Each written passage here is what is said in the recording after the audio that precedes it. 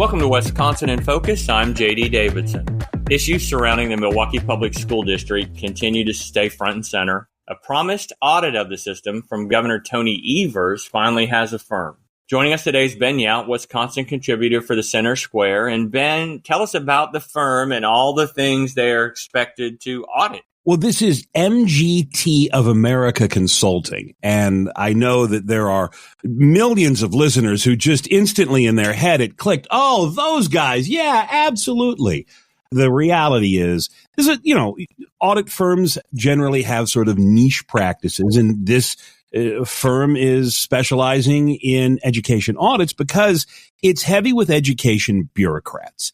And the reason that that is part of the story, and not just the governor has finally selected a firm to take a look at MPS's finances, is the calls from people inside Milwaukee Public Schools. And when I say that, I mean parents and families, reformers.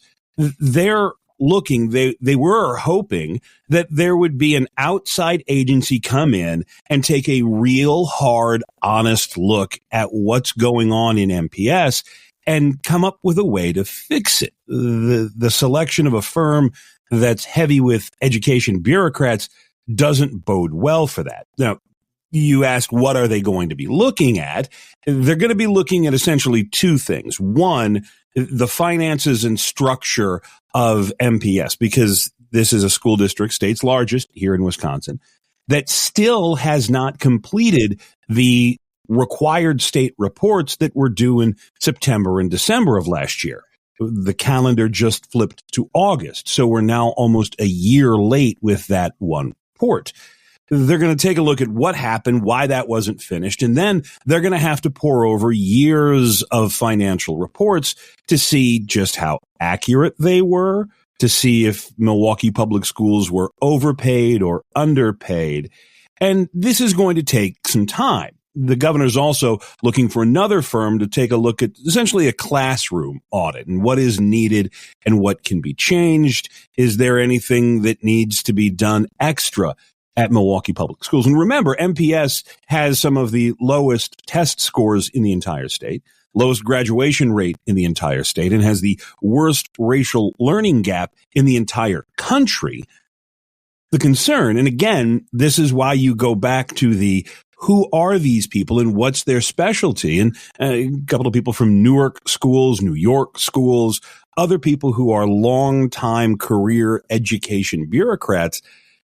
Generally, you don't get work by tearing down school districts. You come in, you do the audit, you take a look, and then you put the best foot forward, the best face on what you find. And there are an awful lot of people who want to see dramatic changes at MPS that are worried about this. This also comes, and I know you didn't ask, but because MPS is just a story-generating machine here in Wisconsin, this comes as the district finally agreed on an interim superintendent. They hired him about a week or so ago, and the interim superintendent will oversee Milwaukee Public Schools for the next year or so, and then they'll get a permanent superintendent probably by the start of school in 2025.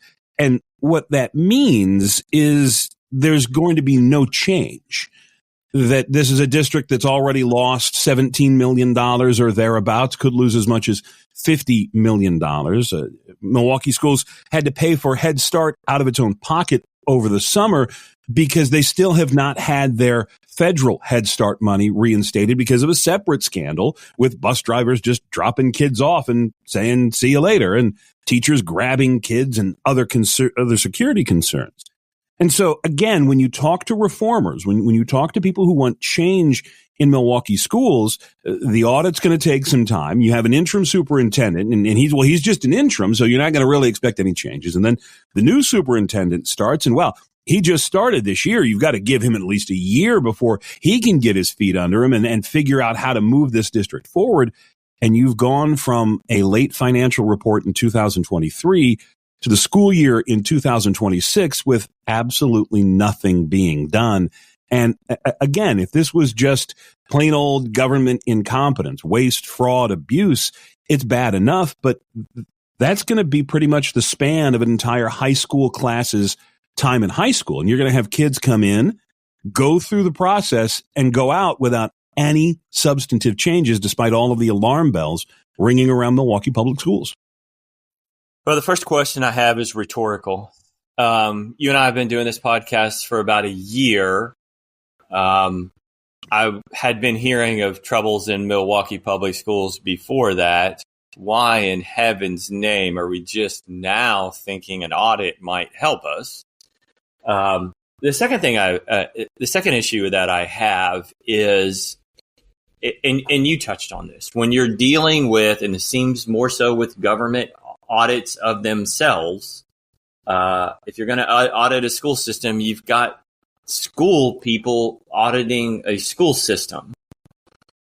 It's generally, any of those audits just generally tend to not be, I don't want to say truthful, but they want to err on the side of protecting schools, protecting teachers, protecting administrators. I worked in the newspaper industry for a long, long time for big newspaper companies, and I'd be a publisher at a small paper, and oftentimes they would get a group of us together to go in and audit one of our smaller papers who wasn't performing well. Or anything but nice. Our responsibility was to the company that was paying us, not to the people who were doing everything they could and worked really hard at that newspaper. We tore that apart and started from scratch. That doesn't seem to be what happens when longtime government employees tend to audit government employees. You hit it on the head. Protect. And that's part of the problem that you see. Look, there are all manners of consultants. And I had dinner with a radio consultant one time, and he said, it's the easiest job in the world. That while you're sitting there, the boss, the owner, the whoever, when they are interviewing you, they essentially tell you by the questions that they ask what it is that they want to get out of this audit, what it is that they want to hear. And then you have to just go in and figure out a way to tell them what they want to hear with the numbers that are on the paper. And there is some of that. And look, if I went in and audited a public school, I would have to have a huge ramp up of 6-8 months to, okay, well, how does this program work? How does this, talk to me about Title I and what are we doing? So you do need some people with education experience, but no, you're exactly right. The sense that this is an ed heavy firm to come in and massage so that nobody really gets called out on the carpet. Because again, somebody failed here. Somebody failed to the tune of maybe $50 million, and that impacts not just the kids in Milwaukee Public Schools, but public schools across the state. The shift in state dollars has shortchanged some schools.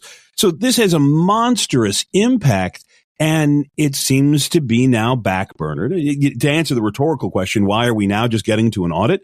Because the failures couldn't be contained. They couldn't be kept inside. That the federal government said, all right, guys, we tried, but you keep screwing up, so we got to take some of your money. The state finally said, hey, we can't wait anymore.